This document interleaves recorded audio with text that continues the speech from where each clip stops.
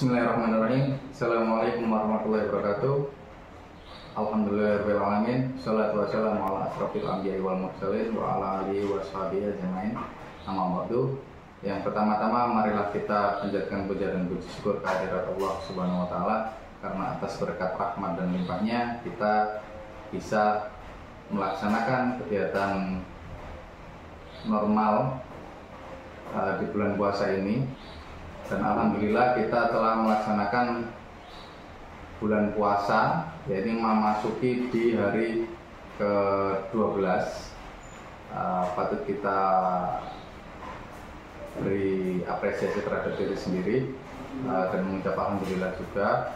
Yang kedua, salawat serta salam tetap tercurah limpahkan kepada junjungan kita, Nabi besar kita, Nabi Muhammad SAW, karena atas rahmat beliaulah kita bisa melaksanakan atau kita bisa mendapatkan cahaya atau bimbingan dari zaman yang gelap gulita menuju ke zaman yang terang-terang, yakni agama Islam. Di kultum kali ini saya akan membahas mengenai Ramadan yang membahas tentang puasa tapi sia-sia.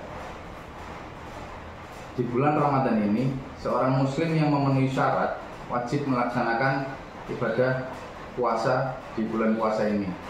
Dengan bertambahnya jumlah umat Islam, tentu semakin banyak pula yang menjalankan ibadah puasa. Namun yang perlu dipertanyakan adalah apakah setiap muslim itu puasanya sah?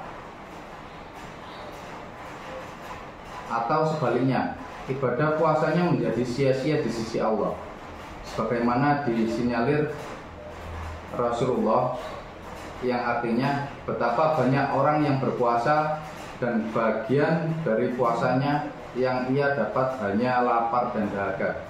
Hadis riwayat Ahmad. Nah, di antara perbuatan yang bisa menyia-nyiakan ibadah puasa kita adalah berpuasa bukan karena Allah, atau salah niat. Nah, karena seluruh kegiatan yang bertujuan untuk beribadah kepada Allah adalah harus diniatkan benar-benar karena Allah.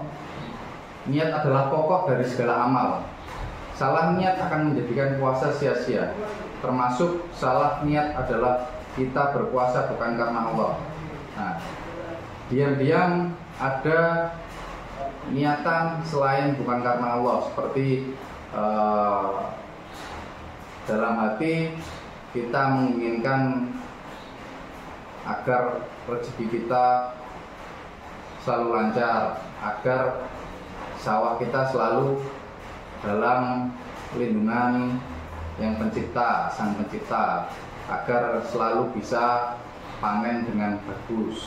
Nah, dari contoh demikianlah itu tidak boleh.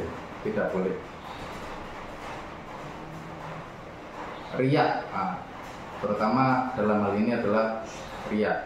Riya adalah salah satu bentuk kesyirikan yang sangat dibenci Allah. Karenanya ibadah semacam itu akan tertolak dan akan menjerumuskan pemiliknya ke dalam api neraka.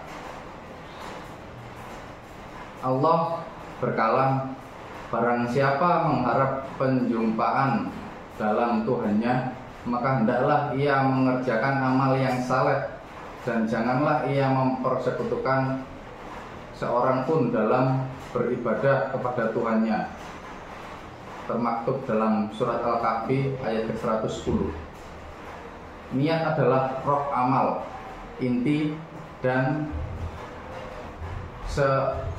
sendinya. Amal menjadi benar karena niat yang benar. Sebaliknya, amal jadi rusak karena niat yang rusak.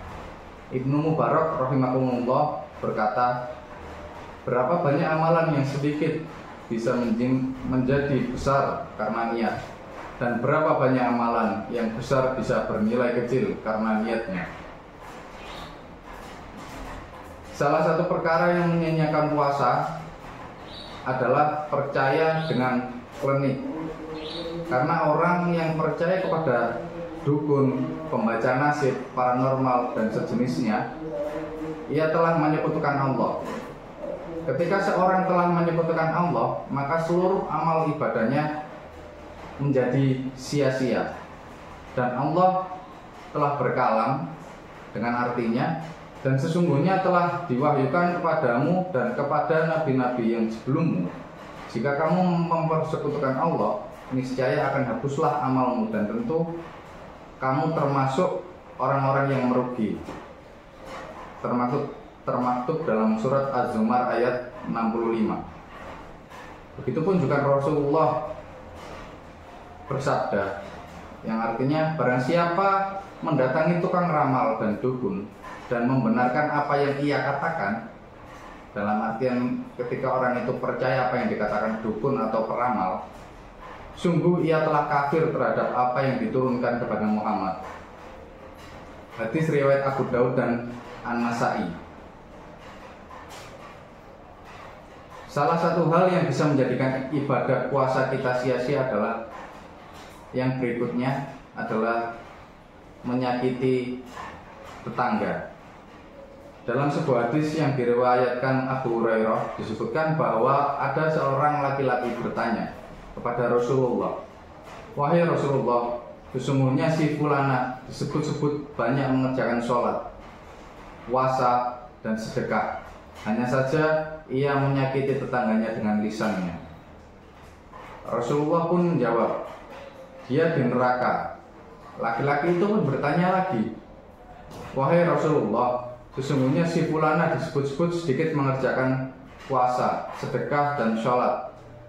Hanya saja ia tidak menyakiti tetangganya dengan lisannya." Rasulullah berkomentar, "Dia di surga." Menurut hadis riwayat Ibnu Hibban. Di samping itu, memutuskan silaturahim juga menjadi penyebab tertolaknya semua amal ibadah, termasuk ibadah puasa. Hal ini berdasarkan sabda Rasulullah, Allah tidak menerima amalan orang yang memutus tali silaturahim. Hadis riwayat Ahmad. Ketika seluruh amal ibadah itu tertolak, bisa dipastikan ia tidak akan masuk surga. Diriwayatkan dari Jubair bin Mut'aim bahwa ia pernah mendengarkan Rasulullah bersabda, yakni seorang pemutus silaturahim tidak akan masuk surga. Hadis riwayat Bukhari, Muslim. Hukuman bagi orang yang memutuskan tali silaturahim tidak hanya akan dirasakan di akhirat, namun di dunia pun ia akan merasakannya. Ia bisa mati dalam kondisi yang mengenaskan atau su'ul khotimah. Na'udzubillah min dzalik.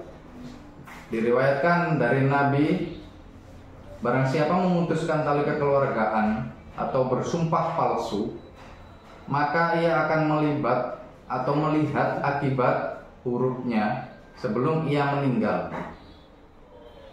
Hadis Sahih Al-Albani. Nah, di beberapa yang sudah saya sebutkan, perbuatan yang dapat menyia-nyiakan pahala atau menghapus pahala yang telah kita lakukan selama berpuasa, ada ria, ada menyakiti tetangga, ada lagi yang telah saya sebutkan itu,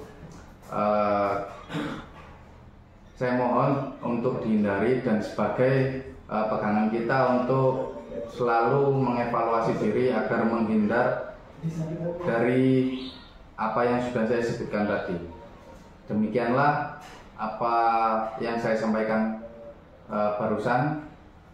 Apabila ada kurang dan lebihnya, saya mohon maaf. Tiada kata yang tak retak.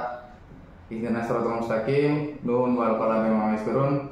Wassalamualaikum warahmatullahi wabarakatuh.